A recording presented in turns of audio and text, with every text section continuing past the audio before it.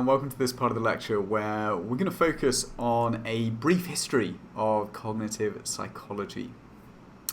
Now, you might be wondering, what's the point in studying the history of cognitive psychology? What I really want to know is the stuff that's going on now, the stuff in 2020. And don't worry, throughout this course we're going to focus on lots of contemporary perspectives, but I think it's worth, before we study this, it's worth understanding how cognitive psychology came to be. So what were the sort of dominant fields that came before it, and what were some of the problems with these preceding fields.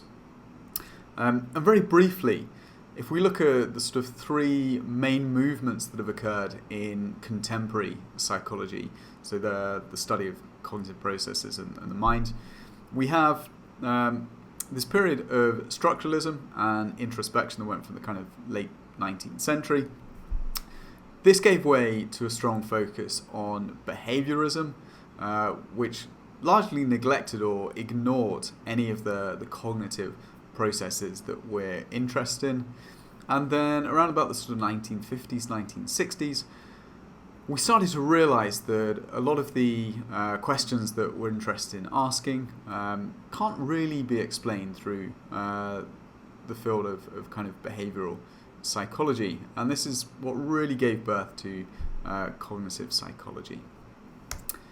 So to understand that, we're going to do a few sort of thoughts experiments as we go through this, and I want you to play along and humour when I ask you questions or ask you to try and think about stuff. Try and actively engage in these processes. I think you'll get more out of these videos if you do that than just simply listening to me in the background. Come and engage with me. So to begin with, cognitive psychology is concerned with studying all of these inner mental processes that go on. So when we talk about inner mental processes, we're thinking about things like how do we store and retrieve memories? How do we go about processing language? So how on earth are you listening to me right now and you're automatically processing the acoustic signals and you're turning that into a representation of words, and then you understand the meaning of those words, and you can link them to kind of concepts that are stored in your existing memory. But how do we actually do this? And how do we get insight? So what sorts of ways might you go about studying these inner mental processes? So the big challenge is the fact that they are internal. We don't have any easy direct access to them. So have a think now. What techniques or strategies or kind of research methods could you use to try and penetrate and get access to what's going on in these sorts of internal mental processes? And again, when we say mental processes, this could be anything to do with your attention, the current mental state, emotion that you're experiencing, or memory systems. So have a brief think now and see what you can come up with.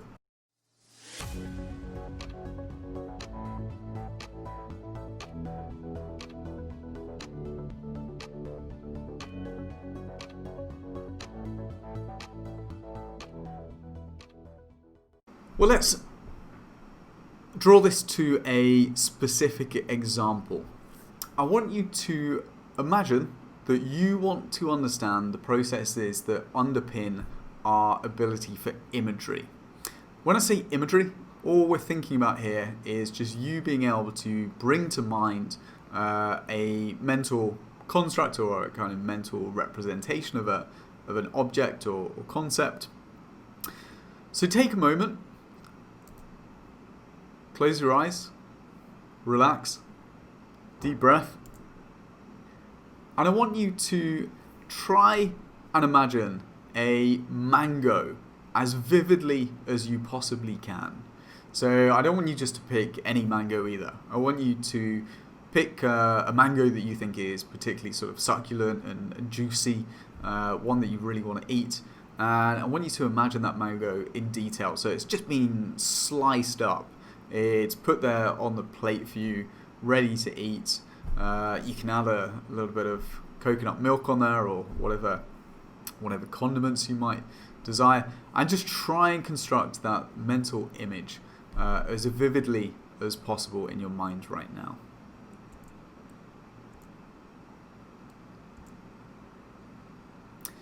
Now think about this question of how can we actually study all of the cognitive processes that are involved when you're conjuring up this mental image of a mango. So if we first of all think about what are these different processes that are going on, can you list each of these out right now? To help you, one of these processes would be having a existing memory of what a mango looks like. So what's the typical shape and the colour of this mango? You'll also need to understand how would you typically slice that mango up. So you've got to be able to access this entire representation of a kind of rich body of knowledge of this. So if we want to understand what processes are going on, one option is that you might go and sit somewhere and just carefully examine your own internal inner mental experiences when you engage in imagery. And you might think about each of the steps that you went through when you had this image appearing in your mind. And you might think about how is it that you actually managed to retrieve that concept of the mango from some stored representation in memory. How did you retrieve the details about the way it's sliced, its colour, its fragrance, its taste, etc.? What was going on when you managed to access these? So in other words, we could carefully reflect and examine our inner mental experiences. And in some ways that might give you some insight into what's going on. So again, we focus on the details. The mango slice was in colour, the taste and the smell. So that's one way we can study it. Let's think about another hypothetical research question here. So another question you might ask is, what emotional response do you have to venomous compared to non-venomous insects or animals? In other words, are we more fearful of spiders and snakes compared to birds and cats?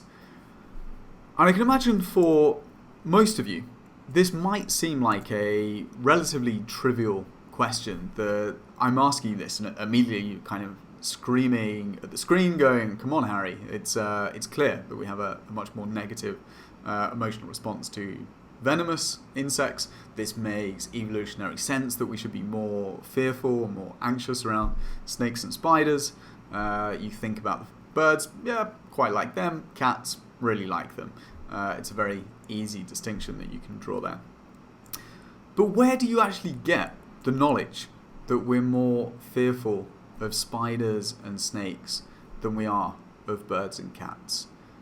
What kinds of processes are you doing or are you reflecting on in order to answer that question?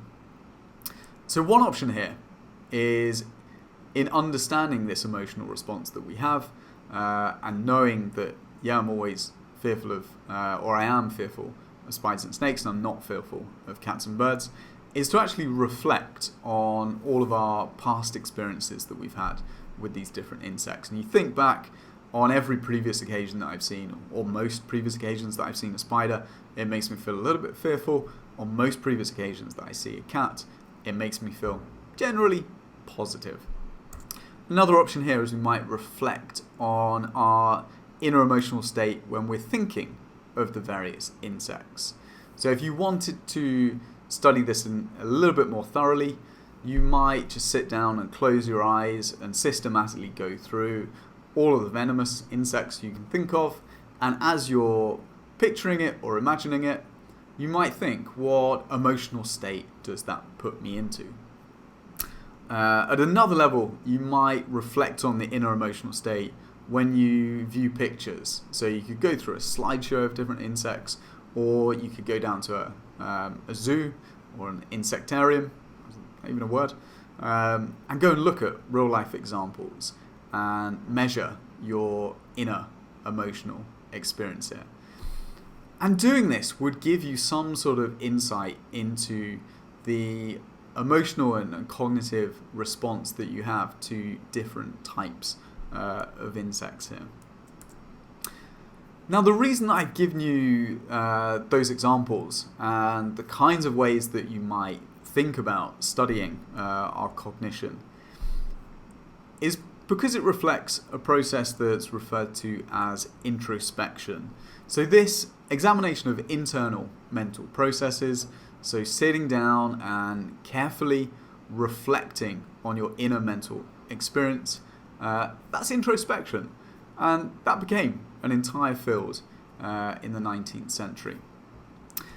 And it didn't become an entire field in terms of necessarily lay people, so you and me just sitting down on a park bench and doing it. It became part of a scientific field when it was used in a more experimental and analytic way.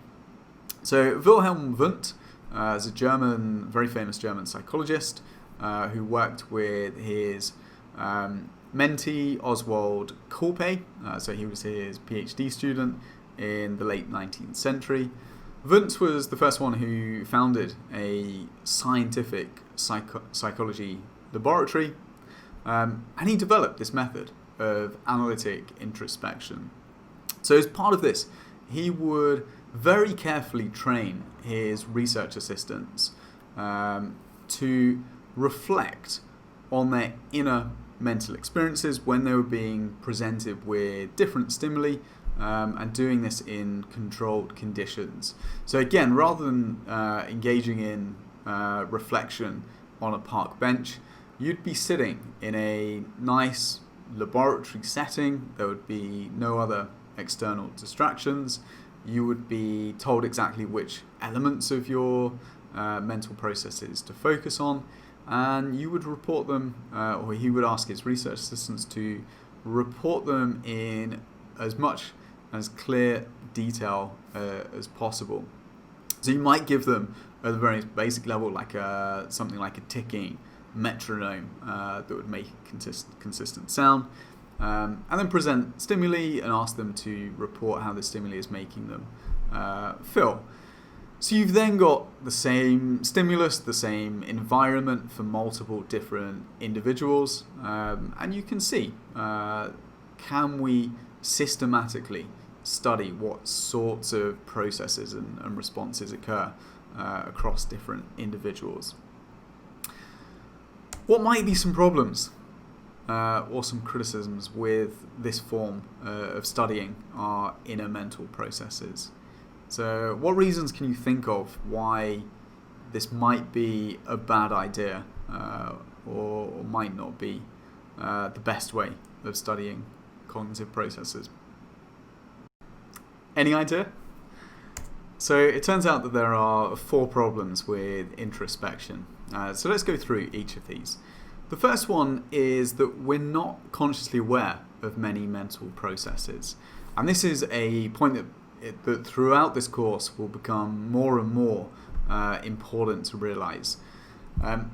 And it's that we find that many of the processes that drive our behavior occur automatically and outside of anything that we have our ability to kind of consciously reflect on or understand how they're having any impact on our decisions and our behaviors.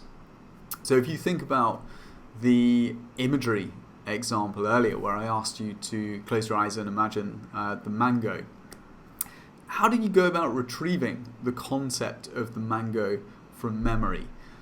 And I think most of you, when I was asking you, can you do this, the exact process between you listening to me mention the word mango and telling you to imagine one, it sort of automatically pops into your mind as you close your eyes and you start to think about it.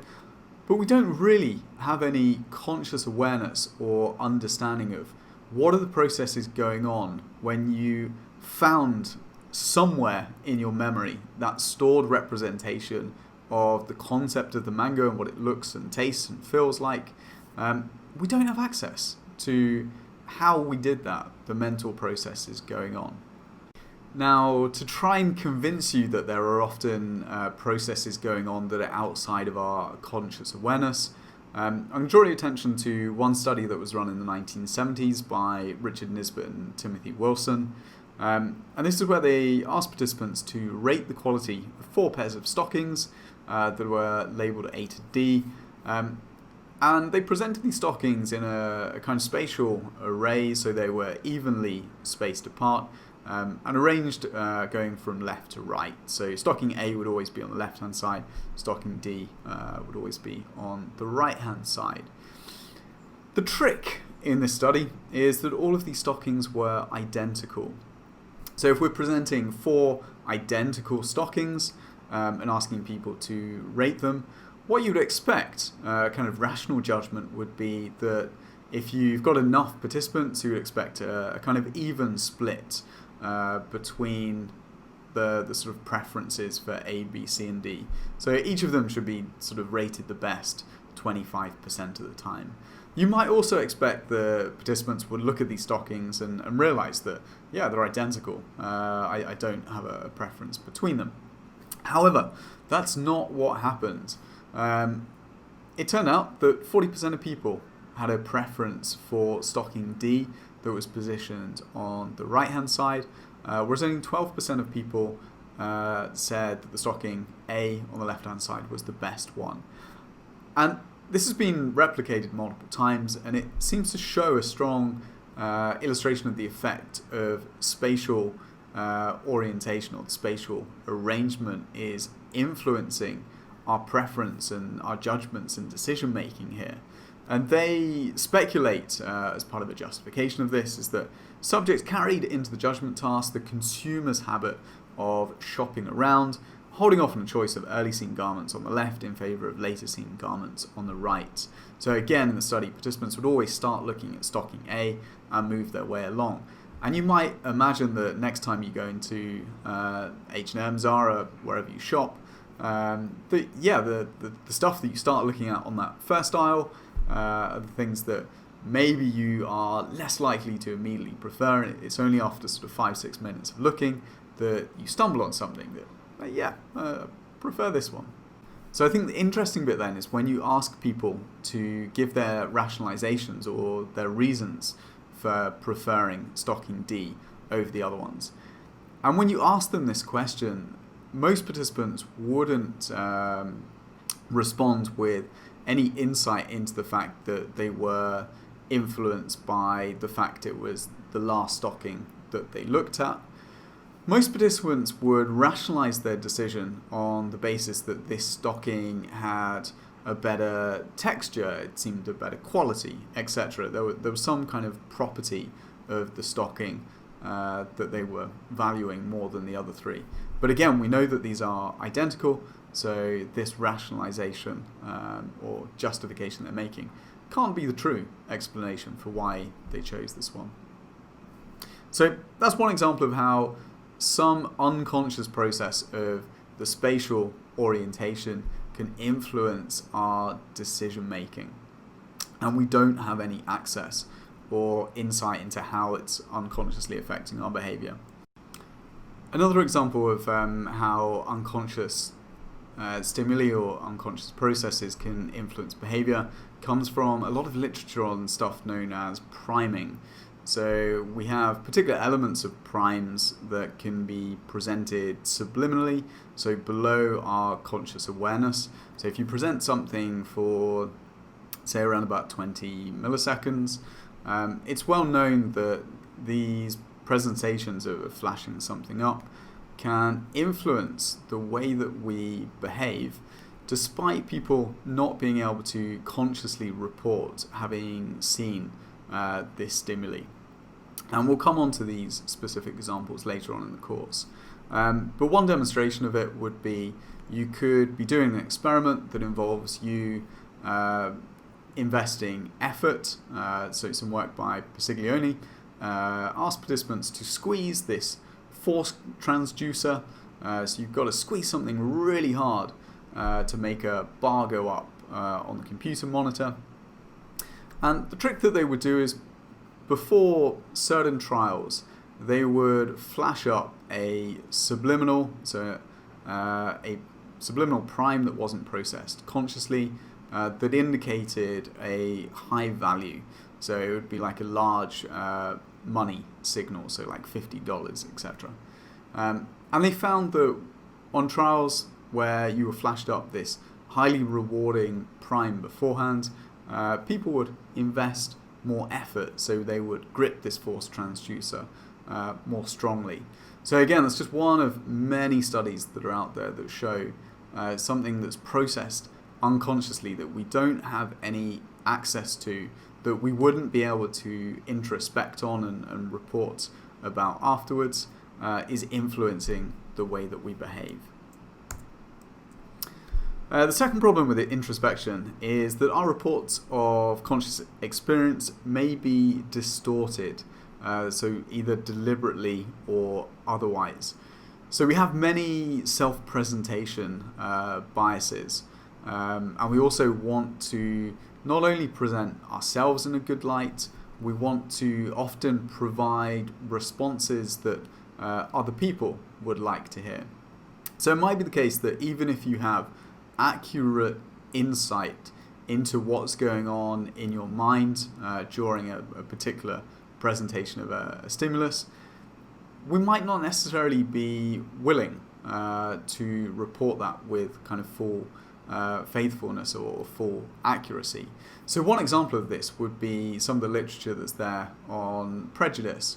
So if I was to present you a series of images of the faces of African American black people, and you felt like you had a negative emotional response or kind of fearful response to the presentation of these faces, there might be quite a negative association with actually explicitly reporting this. So, and you might be much more likely to indicate that, yeah, I've got a positive emotional response to seeing the presentation of these black faces, whereas really that's not the case. And there's other tools that we'll see in this course that you can use to study these kinds of processes. Number 3, there is a delay between having a conscious experience and reporting its existence. Our short-term memory is very short and it's very fragile. So if you are doing a task and you're asked then 10, 15, 20 seconds after an experience has happened to verbalize it and report it, many of the internal processes that might have happened, we're assuming we did have access to them. Anything that did happen, we may well have forgot by the time that we get to report it. Now, in some of the analytic introspection techniques that were developed by Wilhelm Wundt and Oswald Koppe, they would try to get around these issues and study things scientifically by, for example, getting people to do key button responses during the experience. So these key button responses might reflect them having a specific experience or a particular state of mind. And that would get you around needing to kind of wait to fully verbalize this experience. But it's certainly it's a big problem for understanding many processes. Number 4, subjective experience or results from different labs disagree. Now, this was one of the problems with introspection, is that you would have one lab that might come out with a series of research assistants that report these are the mental states associated with the presentation of this stimuli. But then what do you do if another lab in another country disagrees with you? So if they come out and say, well, no, actually, these are the emotional mental states associated with the presentation of this stimuli. How do you resolve this discrepancy? And this came to be a really big problem because there were disagreements that occurred. And it isn't possible using this analytic introspection technique to really resolve conflicts between or disagreements between different sets of researchers. So we've got 4 pretty significant big problems with introspection here. And InStep, who tried to kind of change the focus of psychology, InStepped behaviorism. And this was principally championed by 3 names that you probably are familiar with. Ivan Pavlov, who was central to research on classical conditioning, John Watson, who's often considered the father of radical behaviorism, and Burhouse Frederick Skinner, who did a lot of work on operant behavior. Now, one thing that might become clear from all of those is that they do a lot of work with animals rather than humans. And this was based on the idea that essentially humans, we are no different from animals in many ways. And they would study stimulus and response behaviors. And this unobservable behavior, so these kind of cognitive processes that might occur in between, they consider these irrelevant. There's not any point focusing, or there's no point dedicating time and energy to studying this. Everything that we want to know about human behavior can be understood by looking at how individuals respond to the presentation of a stimulus. So, using this sort of stimulus response principles, John Watson was the sort of first one who really came out and attacked the psychology of the current day. So really attacked the fact that our understanding of human behavior can be explained only through classical conditioning, and this analytic introspection just isn't a reliable method. It's far too vague for understanding behavior. We then had Burhouse Skinner, who again thought that psychology should be empirically based, so had a strong focus on running experimental studies. So not studying things by introspection, but by using really rigorous experimental procedures, examining stimulus and response behaviors.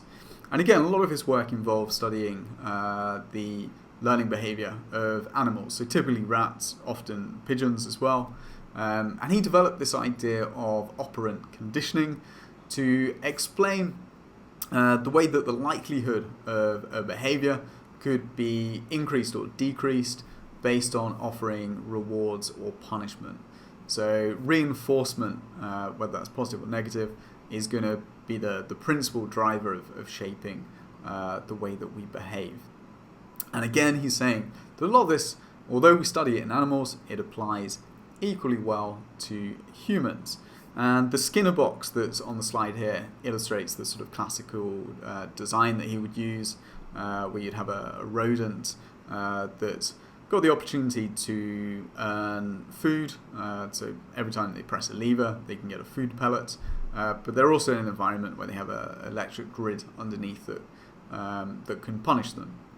So through this kind of eliciting rewards or increasing punishment, you could shape the way that this rodent is behaving. So either increasing or decreasing their likelihood to press the lever or do any other behaviors. And this behaviorist approach really dominated psychology in the US from the 1900s to around about 1960s, and essentially prohibited research into the cognitive domains. So memory, thinking, decision-making were all sort of left to one side. If you pick up most of the textbooks, they will indicate that, you have a strong period of behaviorism.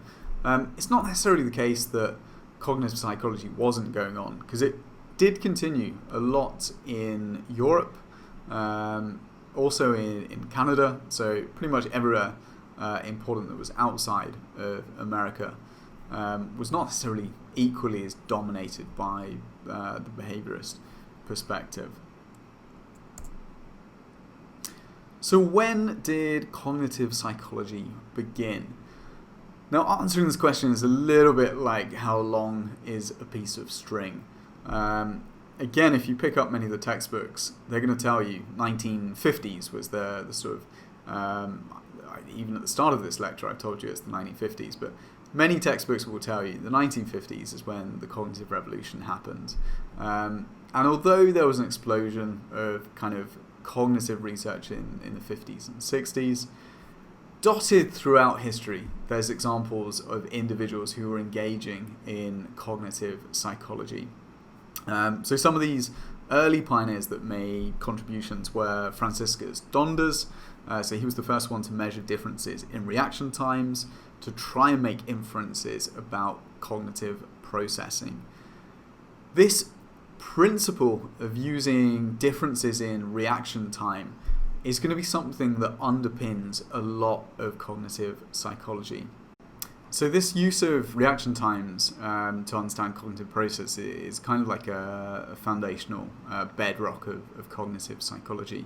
And we can use this to understand that if people take longer, and when I say longer, we're generally looking at difference in sort of milliseconds of reaction time here. If people take longer to process one set of stimuli than another type of stimuli, we can tell that this one involves some greater level of cognitive processing, or something different is going on here. And we'll come on again throughout this course to lots of different examples of exactly how this is applied. There was also some important work by Herming Ebbinghaus. So this was some of the very earliest cognitive psychology work where he tried to measure and analyze complex processes involved in memory. So he would give himself this very long list of trigrams, so 3 consonants, and he would try to rehearse and remember as many sets of these as possible. And he would then go and systematically study what are the errors that he's making, and what is his reaction time in being able to recall these sets of trigrams. And this gave what now seems like a really obvious message, but was important at the time.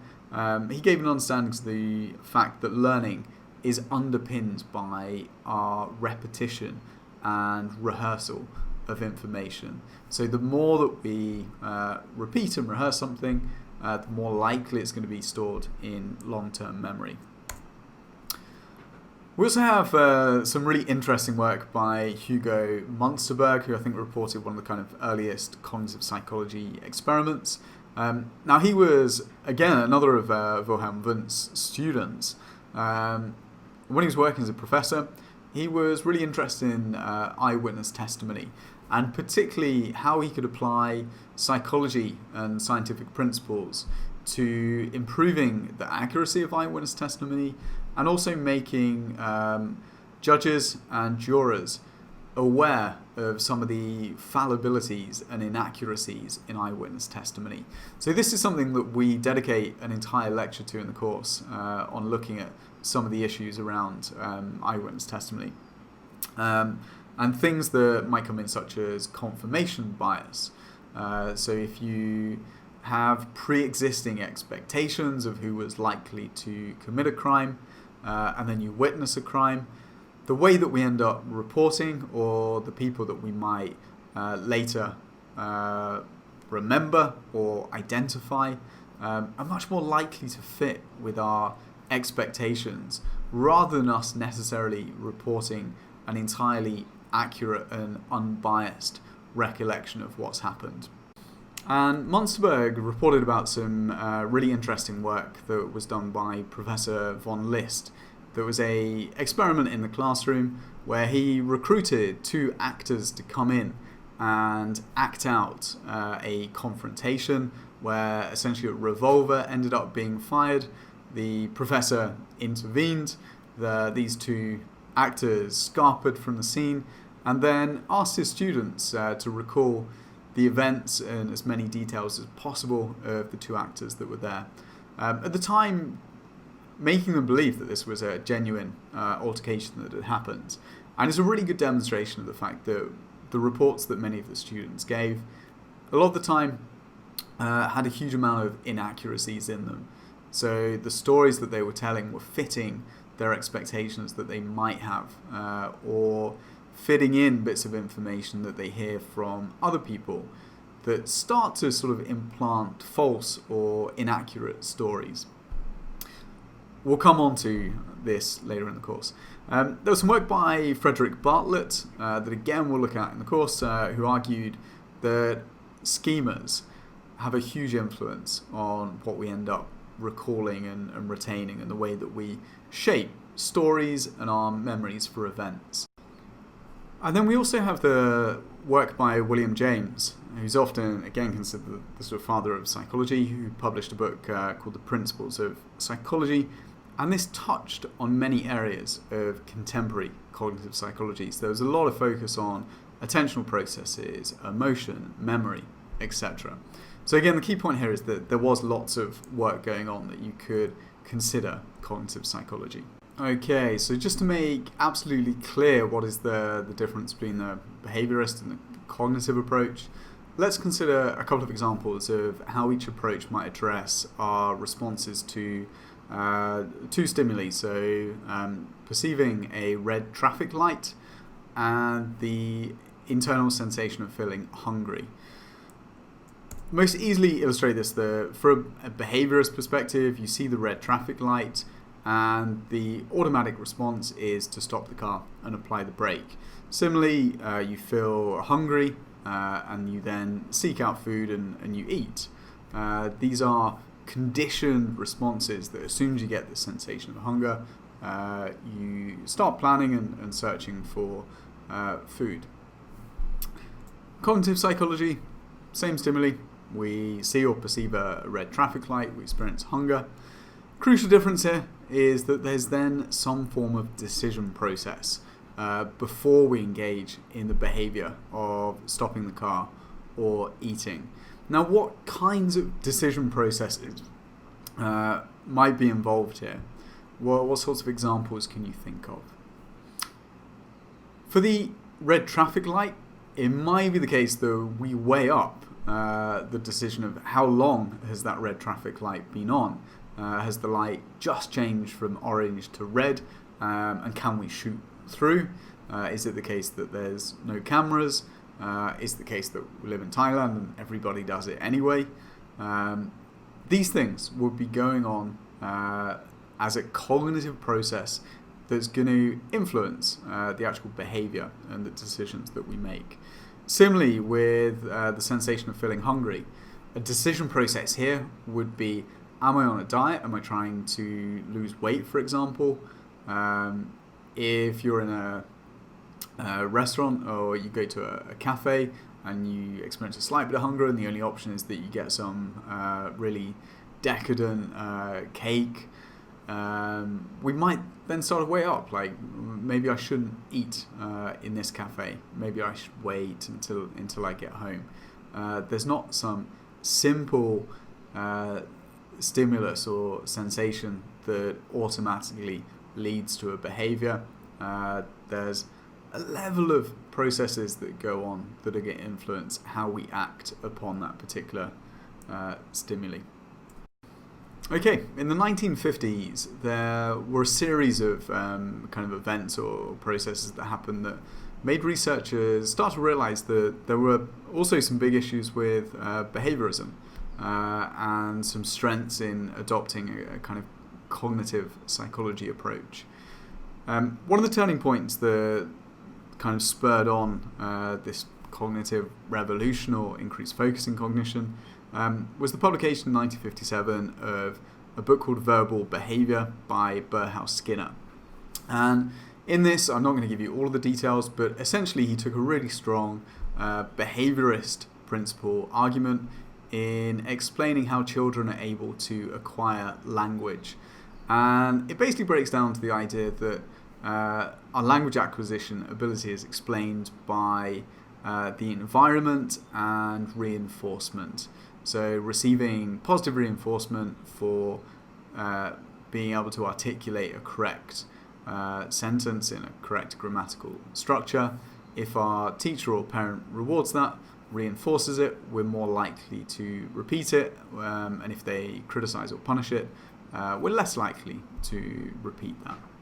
Again, a very simplified explanation of this. So either way, it argued that our ability to learn language is purely explained by stimulus and response properties, so purely through reinforcement. And in 1959, Noam Chomsky published a kind of thunderous and cutting critique of Skinner's perspective.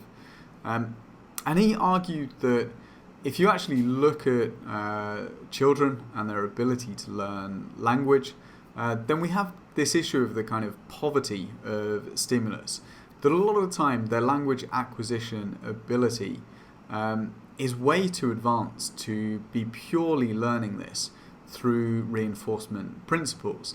There must be something else that's going on. So in other words, the linguistic environment, so the stimuli that you're exposing children to, and the linguistic ability that they end up acquiring. There's a gap between the two of these. And Chomsky's main argument in all of this was that children must have some kind of innate predisposition to acquire these grammatical rules. And he used this argument, the something like a language acquisition device that facilitates this. Anyway, that's a little bit beyond. We'll come on to some of these issues when we focus on the lectures on language. But the key thing is, there was this real attention being drawn to the limitations of these behaviorist principles are just not capable of accounting for some of the complex behaviors and cognitions that are clearly likely to influence behavior. Okay, what else was going on around this time? So there are a few more factors that were kind of spurring this cognitive revolution. So another precursor was this increasing motivation to understand human factors engineering. So particularly coming out of the Second World War, researchers wanted to understand how we can get people to perform at optimal levels. So for example, if you're considering the performance of a radar operator, their job is to stare at a relatively monotonous screen for hours at a time, and look out for, so remaining hyper-vigilant for detecting signals that indicate incoming enemy aircraft or submarines or missiles or ships that are around them. Now, how do you start to understand or explain if they make mistakes or if they're missing these incoming enemy aircraft? And the problem was, when you're answering this question, the answers don't come easily through simple stimulus response explanations. So if you try and tackle these problems from a behavioral perspective, it's difficult to understand. So it's not the case that you could look at this, that offering somebody, a radar operator, increased reinforcement for being more vigilant.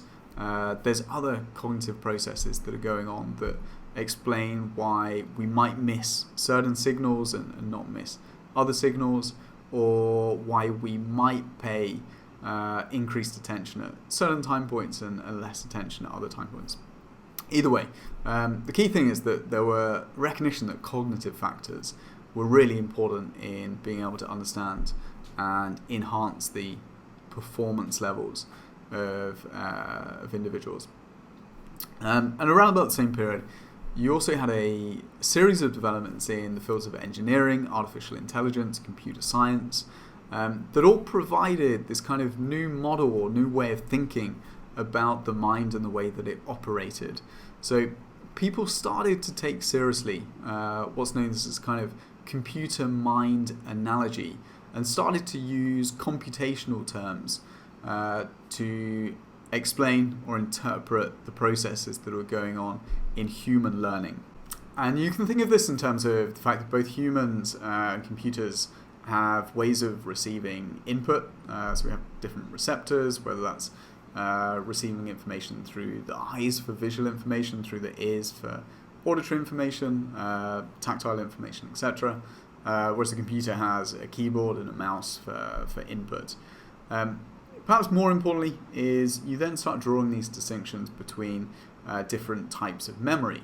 So the computer that you're watching this video on right now would have some form of hard drive that allows you to store files in a long-term repository.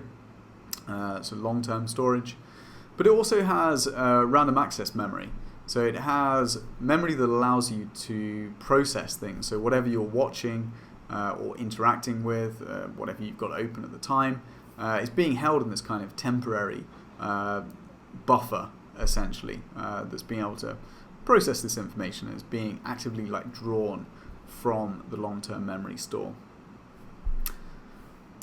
If you want to see this analogy, so we've got input systems processing and some form of output applied to humans. This would be our initial perception. Some kind of processing is us making a response selection. So this would be a lot of the kind of cognitive processes that we're interested in. And then we need to initiate some response. So to understand how this computer mind analogy might work in a very simple cognitive psychology experiment, you could think about how you might perform on a two-choice response task. So for example, if I gave you an experiment where your job is to stare at a screen and you've got two possible response buttons, the left and the right hand arrow, and what you're seeing on the screen is an arrow that points to the left or an arrow that points to the right, and you just need to press the corresponding button. From a cognitive perspective, this has got these three stages. So initially, we've got the perception and the analysis of the stimuli that's on the screen. So you've got to perceive this visual information of, is this arrow that I'm looking at, is it one that points to the left, or does it point to the right? Again, it's not a trivial problem that we're solving here. It's got to involve some degree of pattern recognition of understanding what that stimulus is. And we'll come on to this in later lectures. Then we need to select the appropriate response. So we already have a representation and a knowledge that when the arrow points to the right-hand side, the appropriate response is that I press a corresponding arrow that points to the right hand side. So we need to select and decide which of these fingers am I going to press, and then we need to finally actually execute this response by moving our finger to the correct key.